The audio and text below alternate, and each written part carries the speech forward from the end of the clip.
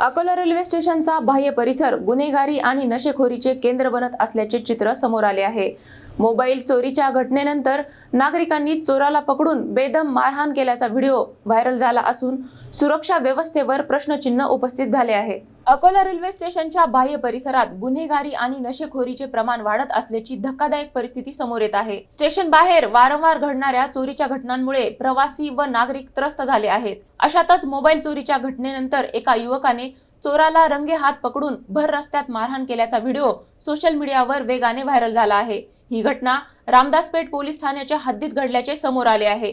स्थानिकांच्या माहितीनुसार स्टेशन परिसरात सोल्युशन सह विविध नशेच्या पदार्थाचे सेवन उघडपणे केले जाते।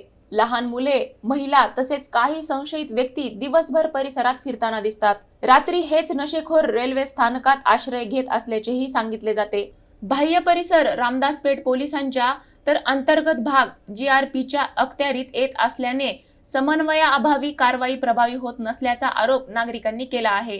नागरिकांनी संयुक्त स्वच्छता व कारवाई मोहीम राबवून परिसर गुन्हेमुक्त करण्याची मागणी प्रशासनाकडे केली आहे।